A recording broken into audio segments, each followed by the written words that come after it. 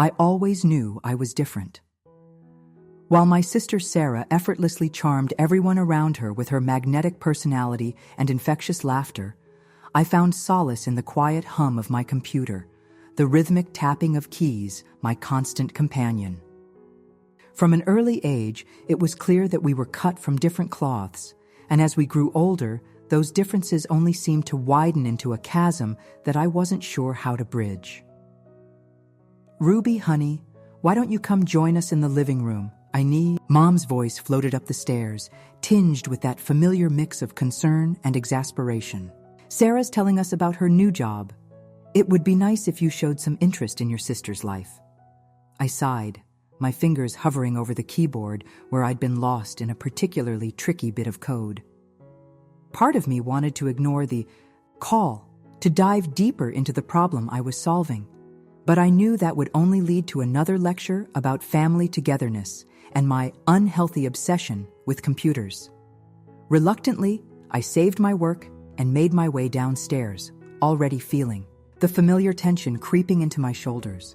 As I entered the living room, I was greeted by the sight of my family gathered around Sarah, hanging on her every word as she regaled them with tales of her exciting new marketing position. And then the CEO himself came up to me and said he was impressed with my presentation. Can you believe it? My first week on the job. Sarah's eyes were shining, her hands animated as she spoke. My mom clasped her hands together, beaming with pride. "Oh, sweetie, that's wonderful. We always knew you'd do great things." Dad nodded in agreement, a broad smile on his face. "That's my girl. You've always had a way with people. I wouldn't be surprised if you're running that company in a few years." I hovered at the edge of the room, feeling like an intruder in my own home.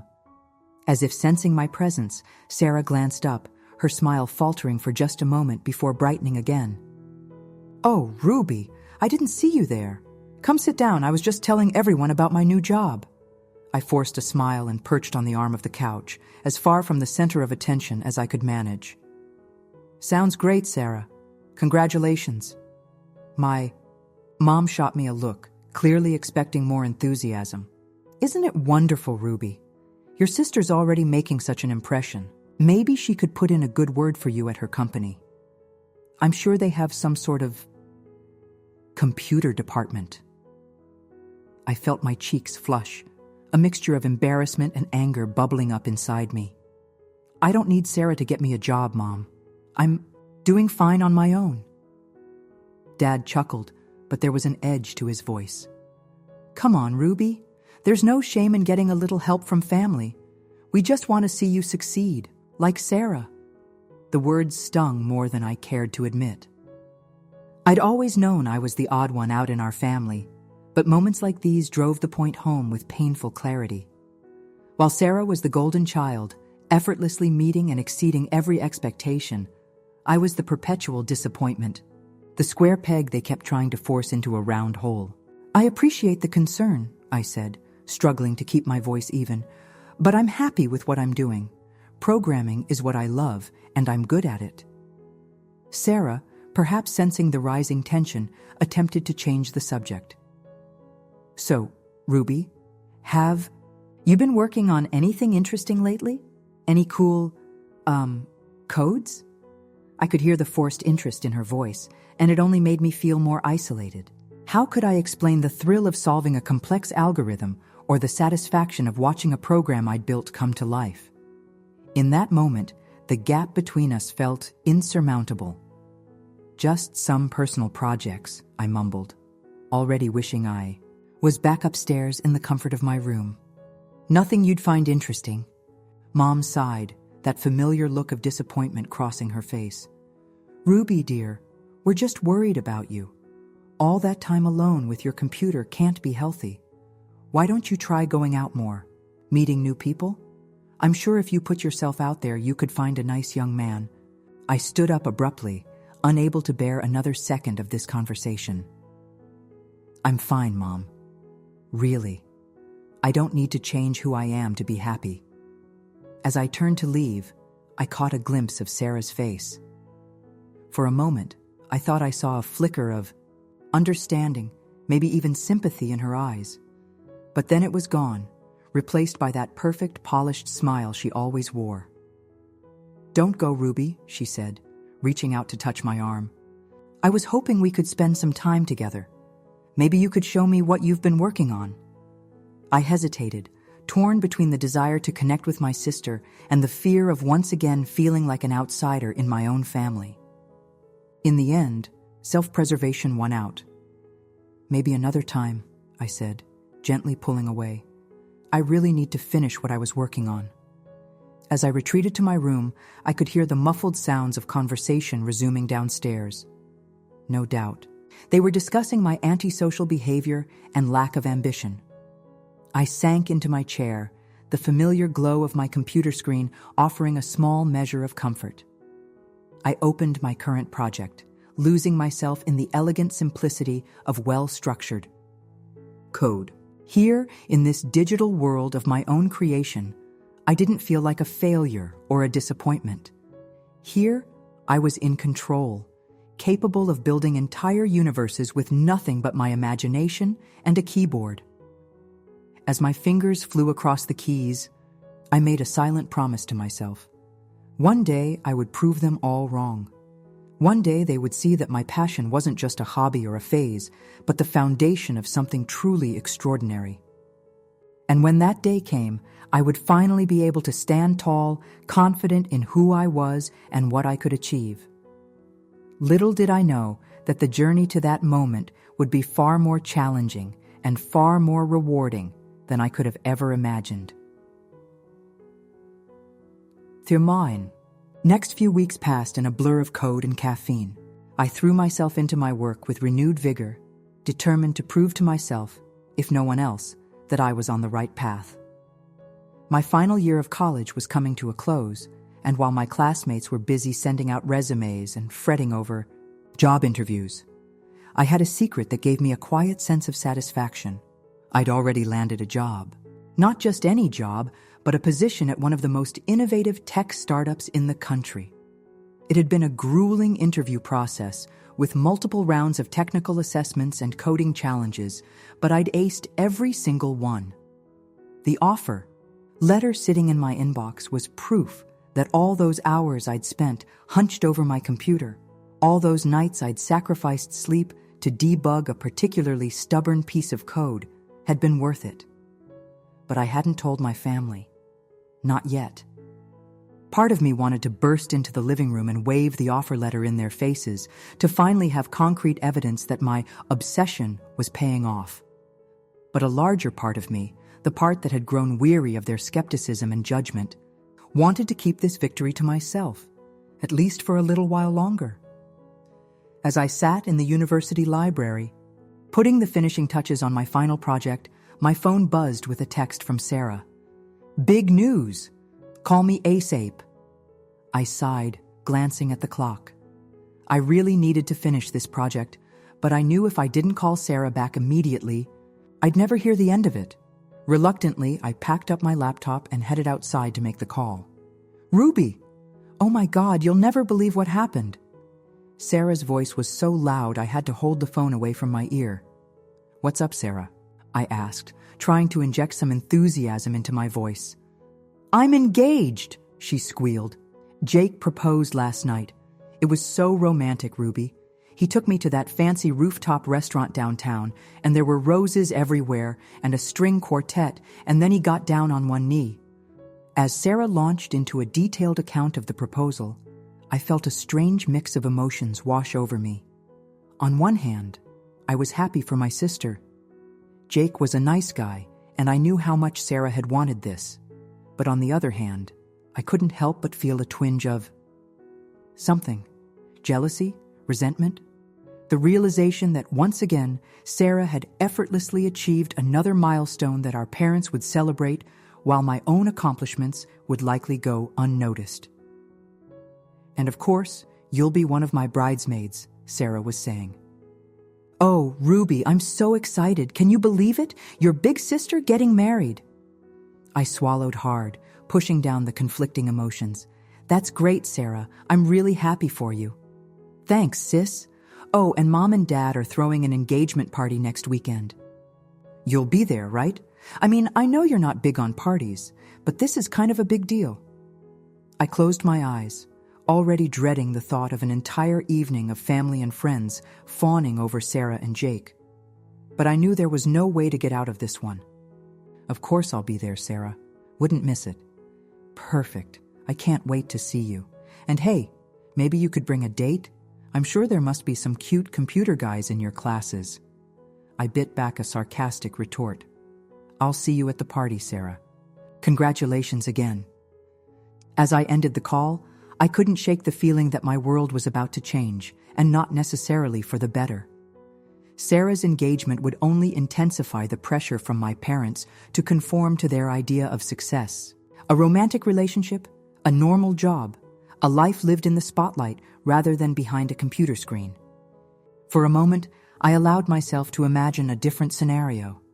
One where I announced my new job at the engagement party, where my parents looked at me with the same pride they reserved for Sarah, where my chosen path was celebrated rather than questioned.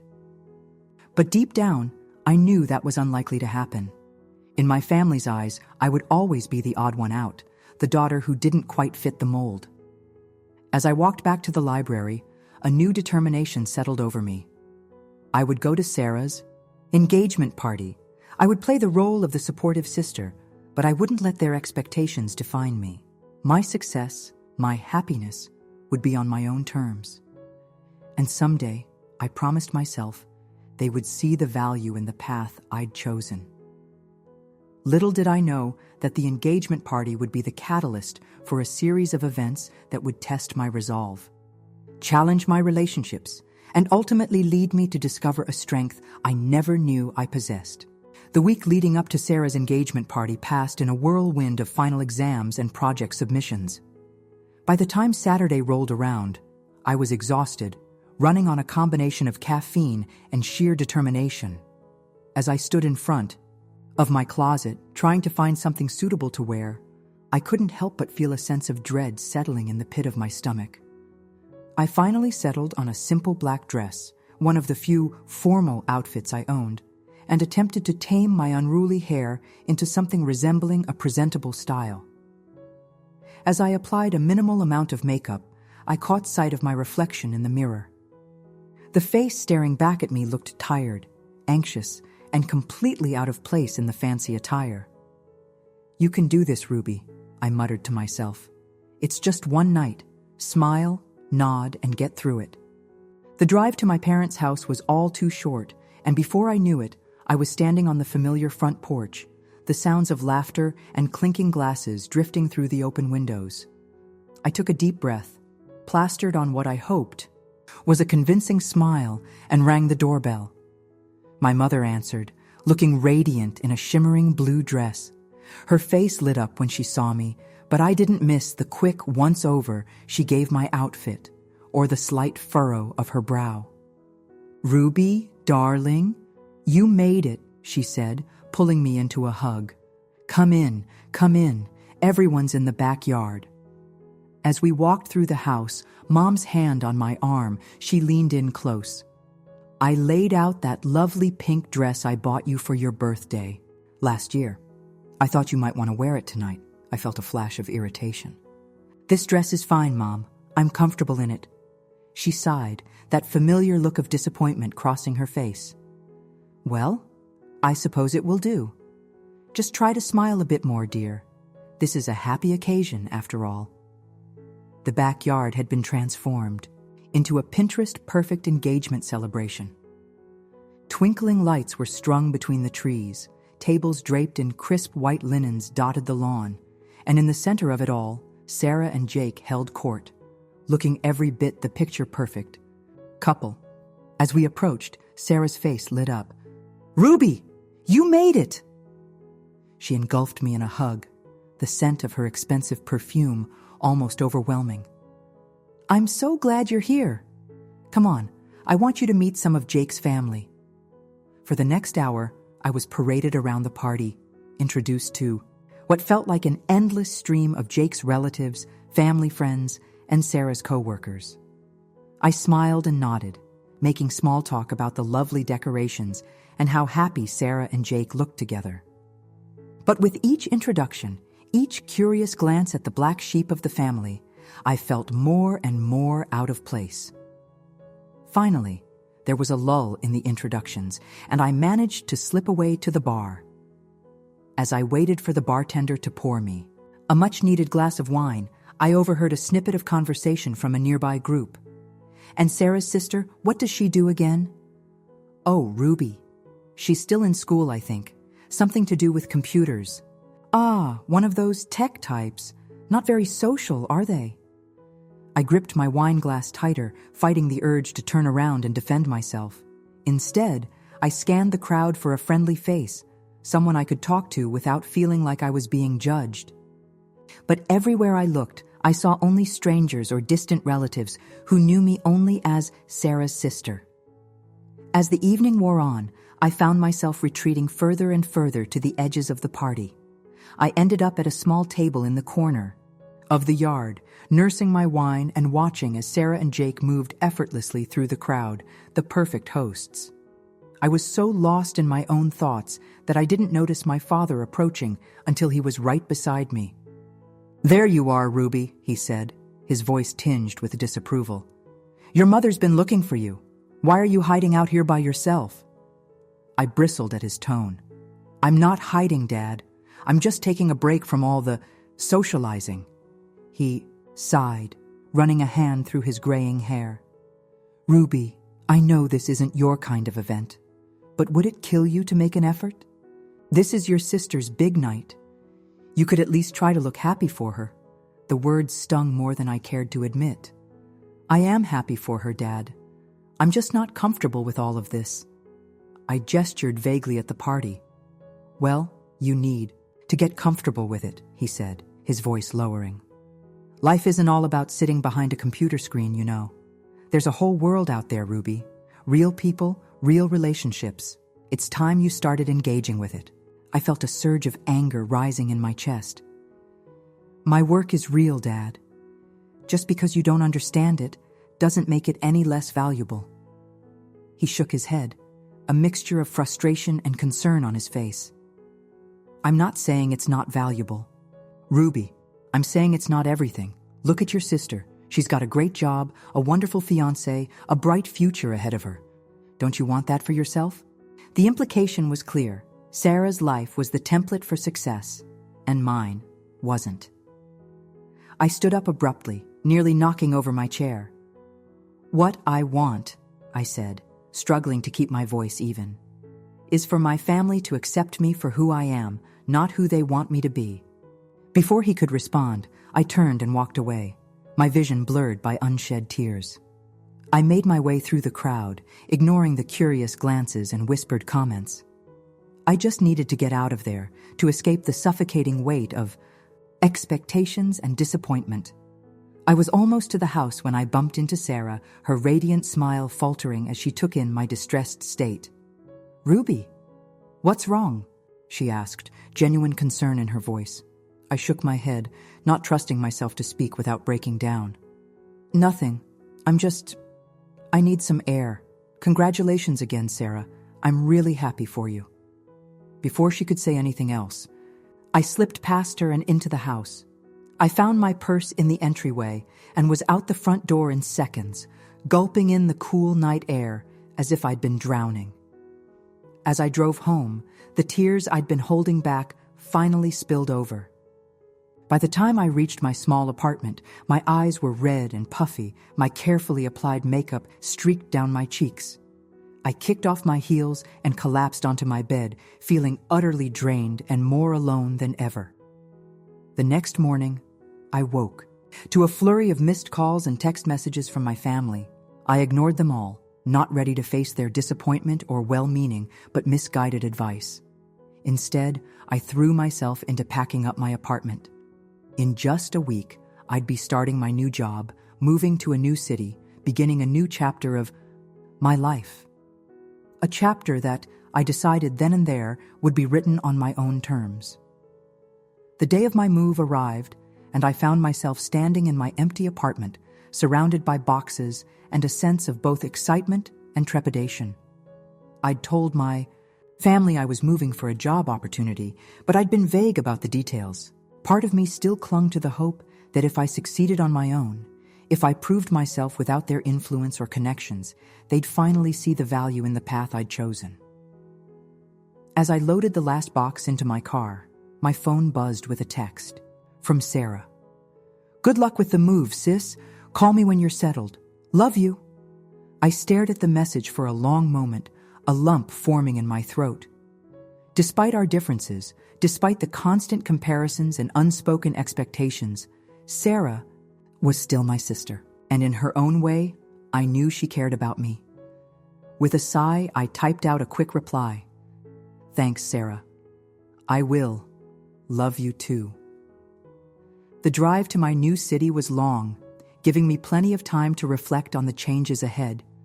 As the familiar landscapes of my hometown faded in the rearview mirror, replaced by unknown territories, I felt a mix of anxiety and exhilaration. This was it, my chance to prove myself, to carve out my own identity away from the shadow of my family's expectations. My new apartment was small but modern, located in a bustling tech district filled with startups and coffee shops. As I unpacked my belongings, carefully setting up my computer workstation in pride of place, I felt a sense of possibility that I hadn't experienced in years. Here, no one knew me as Sarah's sister or the antisocial one. Here, I could be just Ruby, programmer, problem solver, creator. The first day at my new job was a whirlwind of introductions, orientations, and information overload. But as I sat down at my assigned desk, fingers hovering over the keyboard, I felt a sense of belonging that had eluded me for so long. Here, my skills were valued.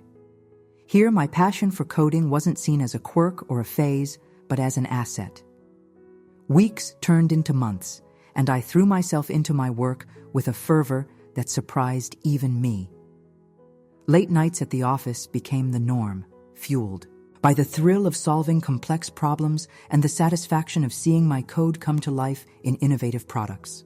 My colleagues quickly came to respect my skills, and I found myself being assigned to increasingly important projects.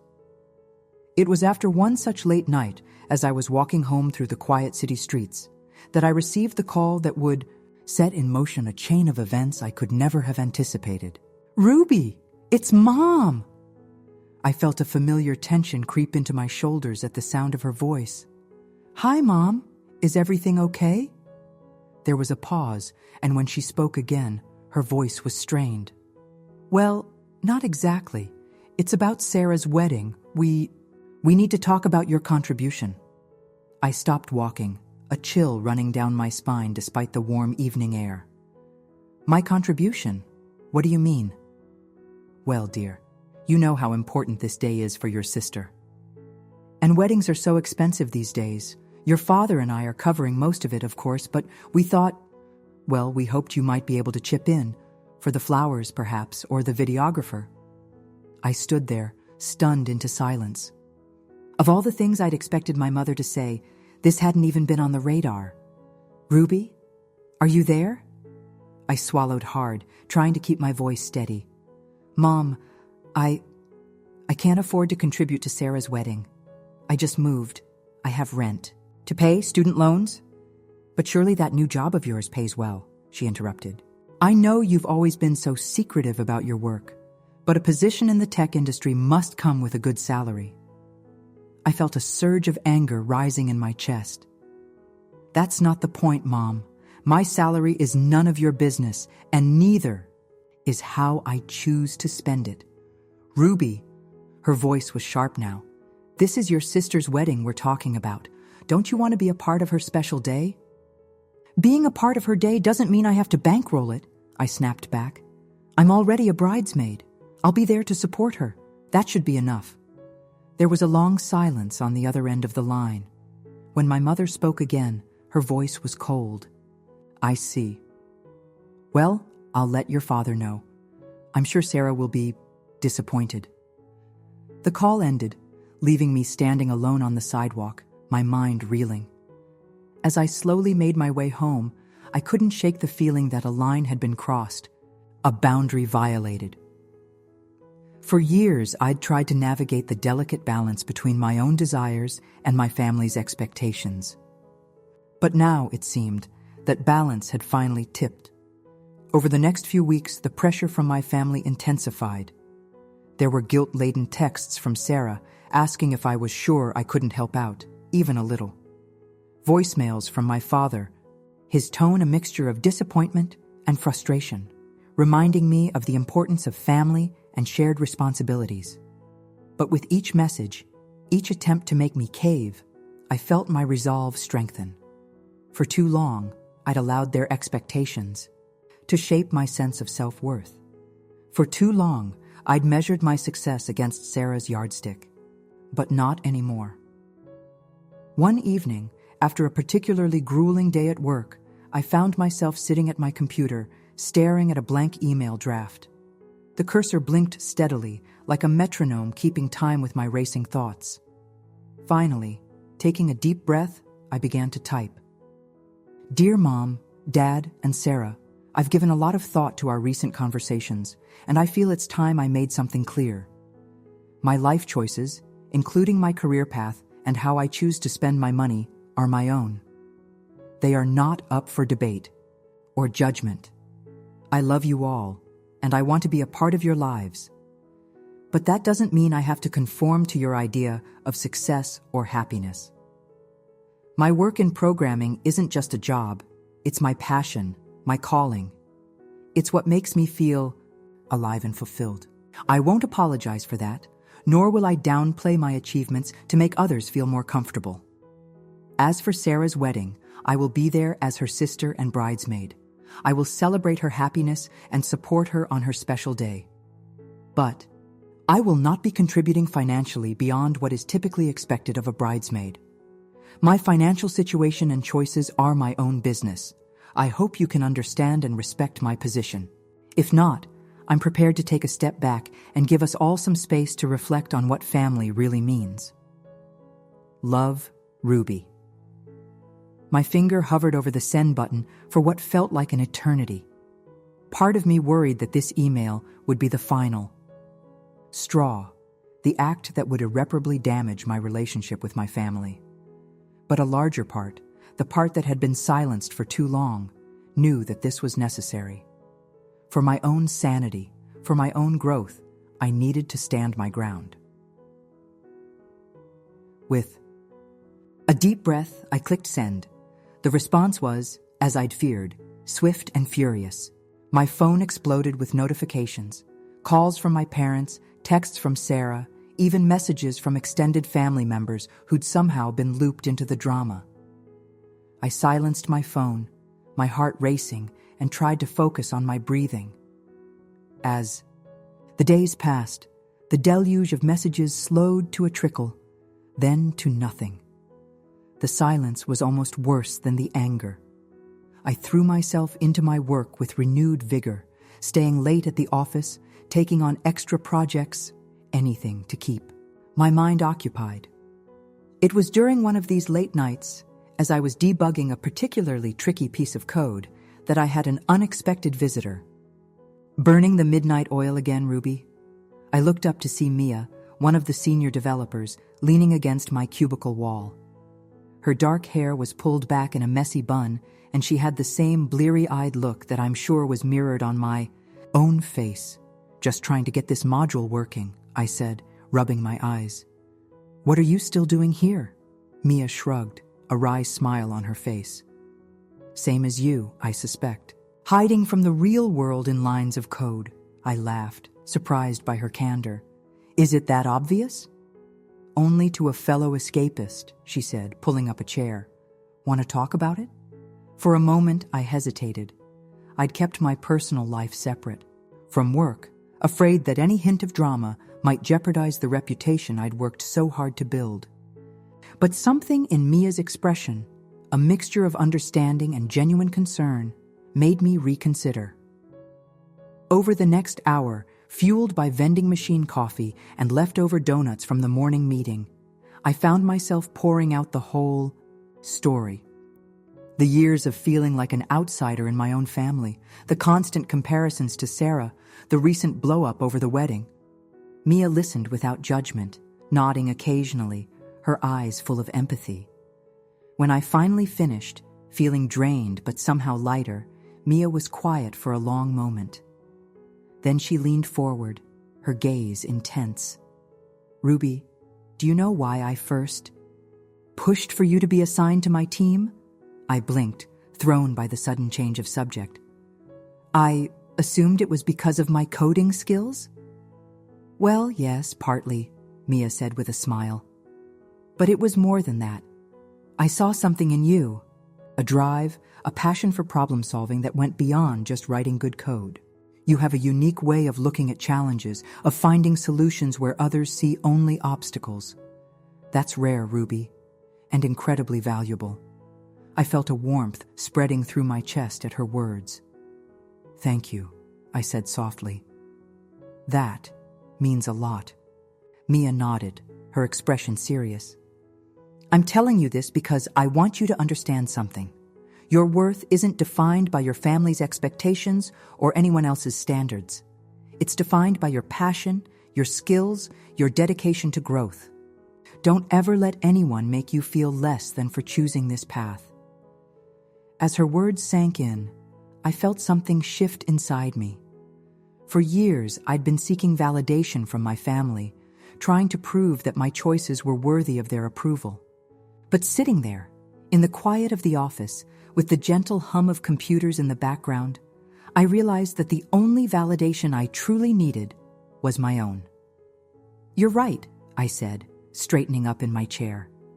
"I've spent so long trying to justify my choices to others that I almost lost sight of why I made them in the first place. This work, this field, it's where I belong.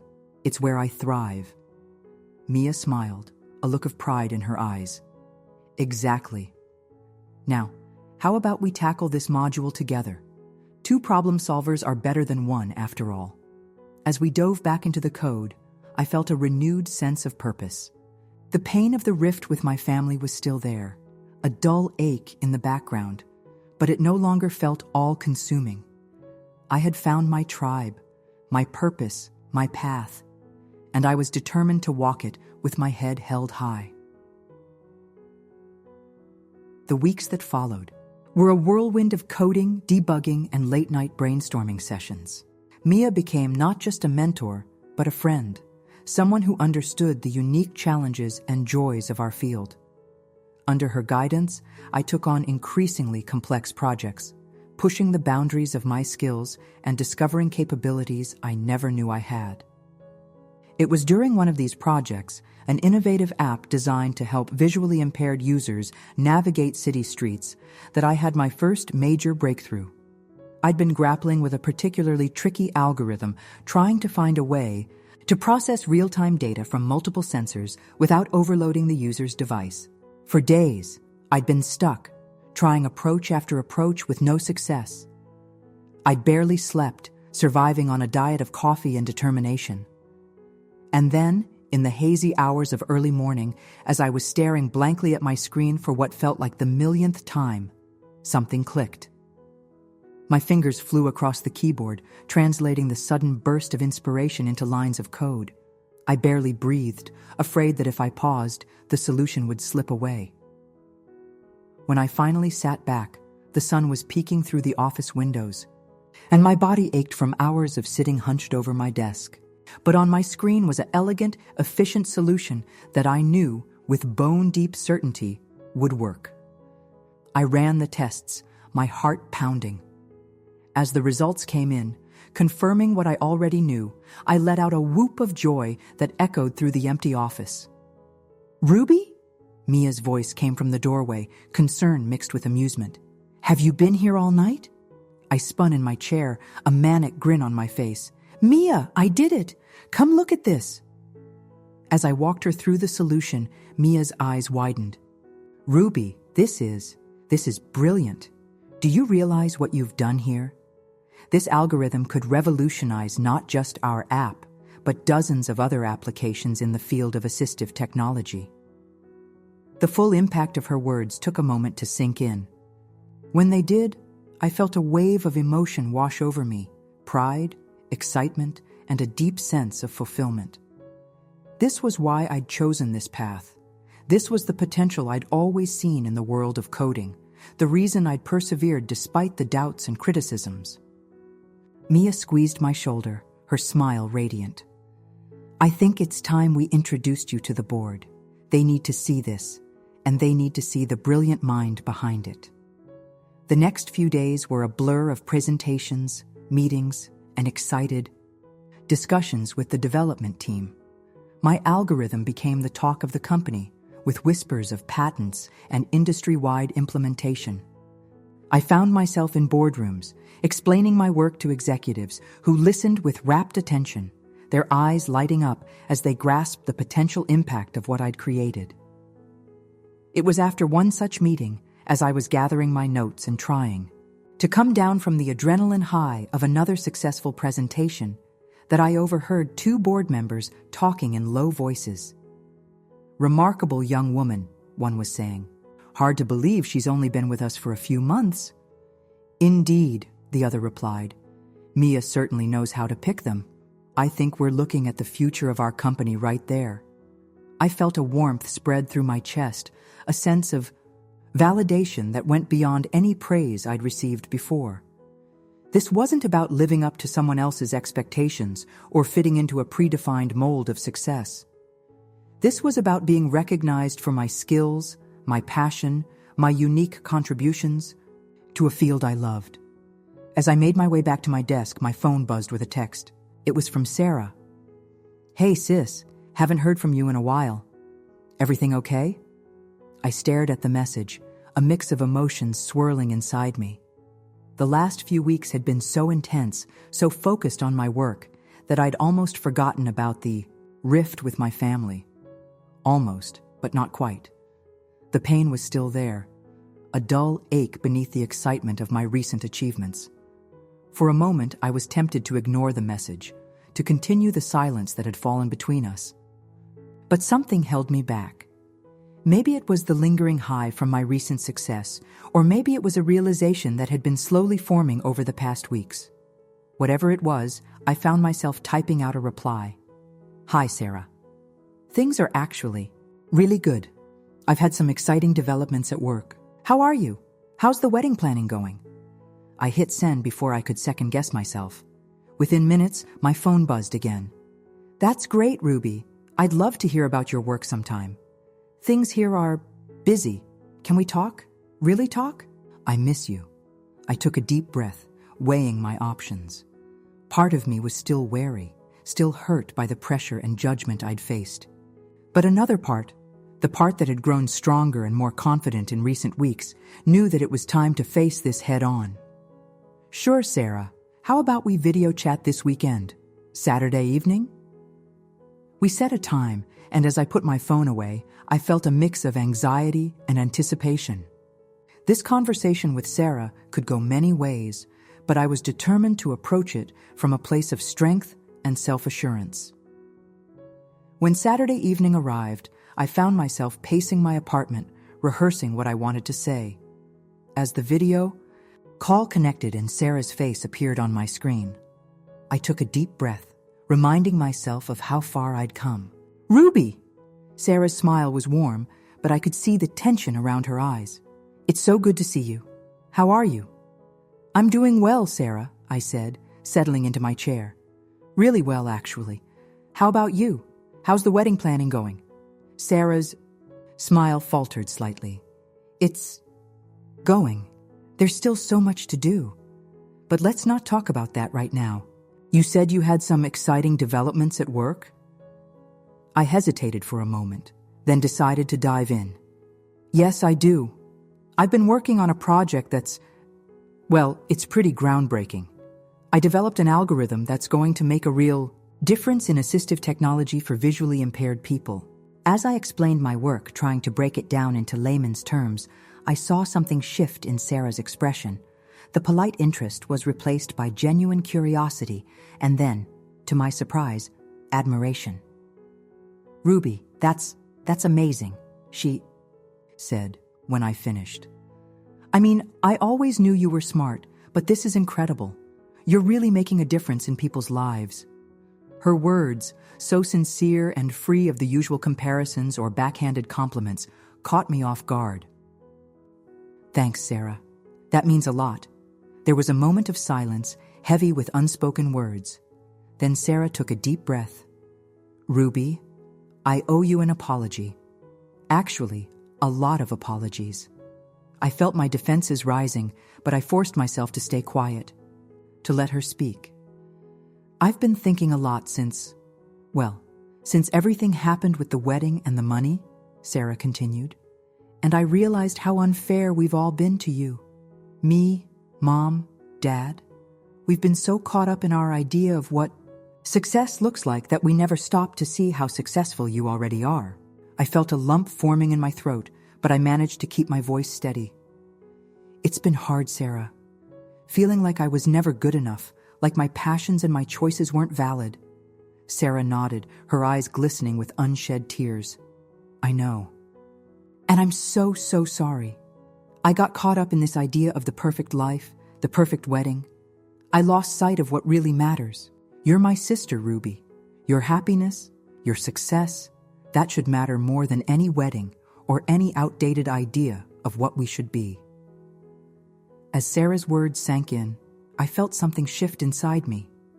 The wall I'd built up, the defenses I'd maintained for so long, began to crumble. I appreciate that, Sarah. Really. But it's not just about the wedding or the money. It's about feeling accepted for who I am, not who anyone thinks I should be. Sarah nodded earnestly. I understand. And I want you to know, I accept you, Ruby. Completely. The amazing, brilliant, world-changing woman you are, and I'm so proud to be your sister. Tears were flowing freely now on both sides of the screen. We talked for hours, really talked, in a way we hadn't since we were kids. Sarah shared her own insecurities, the pressure she felt to maintain her image of perfection. I opened up about my struggles and my triumphs, the joy I found in my work, and the fulfillment it brought me. As our conversation wound down, Sarah's expression turned serious. Ruby, I know it might be too much to ask, but would you still consider being my bridesmaid? Not because of any obligation, but because I want my brilliant sister by my side on my big day. And maybe you could even give a speech about your work. I'd love for our family and friends to hear about the amazing things you're doing. I felt a warmth spread through my chest, a sense of acceptance and validation I'd been craving for so long. I'd like that, Sarah. I really would. As we said our goodbyes, promising to talk again soon, I felt lighter than I had in years. The rift with my family wasn't fully healed. There were still conversations to be had, particularly with my parents. But this honest and open dialogue with Sarah felt like a monumental first step. In the weeks that followed, I found a new balance in my life. I continued to pour my passion into my work, tackling new challenges and pushing the boundaries of what was possible in my field. But I also made time for family, for rebuilding and strengthening those bonds that had been strained for so long. The day of Sarah's wedding arrived, and as I stood beside her, watching her exchange vows with Jake, I felt a profound sense of peace. When it came time for my speech, I took a deep breath and stepped up to the microphone. For a long time, I began, my voice steady, I thought that success and happiness had to look a certain way, that to be valued, I had to fit into a specific mold. But standing here today, celebrating my sister's love and looking out at all of you, I realized that true success is about being true to yourself, about using your unique gifts to make a difference in the world. As I spoke about my work, about the lives that could be changed by the technology we were developing, I saw a shift in the faces of my family. The polite confusion was replaced by genuine interest and then by pride. My parents, seated in the front row, had tears in their eyes. So here's to Sarah and Jake, I concluded, raising my glass. May your love story be as unique and beautiful as you are. And here's to all of us. May we have the courage to follow our passions, to lift each other up, and to celebrate the diverse paths that lead us to happiness and fulfillment.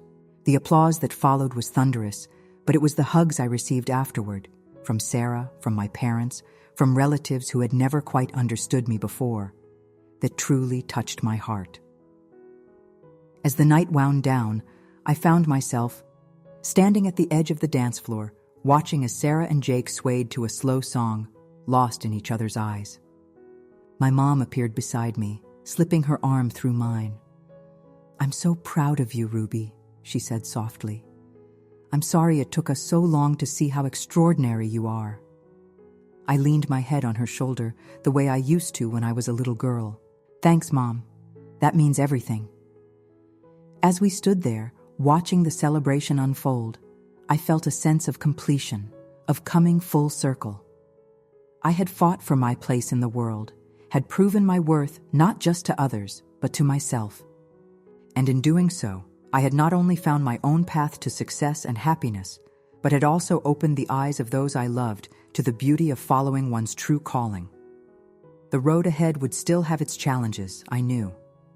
There would be new projects to tackle, new boundaries to push in my field. There would be moments of doubt and moments of triumph, but I was ready for them all, secure in the knowledge that I was exactly where I was meant to be, doing exactly what I was meant to do. As the wedding came to a close and guests began to depart, Sarah caught my eye from across the room. She mouthed a silent "thank you," her eyes shining with love and gratitude. I smiled back, feeling a warmth spread through my chest. In that moment, surrounded by the love of my family and secure in the knowledge of my own worth, I knew that I had finally found my place in the world. Not as Sarah's sister, not as the family oddball, but as Ruby, programmer, innovator, and architect of my own destiny. The future stretched out before me, full of possibility and promise. And I was ready to face it, line of code by line of code, challenge by challenge, with the confidence and passion that had brought me this far. As I left the wedding venue, stepping out into the cool night air, I felt a sense of excitement for what lay ahead. My phone buzzed in my purse, a notification from work about a new project starting Monday. I smiled to myself, realizing that for the first time in my life, all the pieces of who I was fit together perfectly. I was Ruby, the coder with a vision for changing the world. I was Ruby, the sister who had found her voice and her place in her family. I was Ruby, the woman who had learned that success comes in many forms, all of them valid and beautiful in their own way. And as I drove home, the stars twinkling above me like lines of perfect code, I knew that this was just the beginning of my story. The best was yet to come.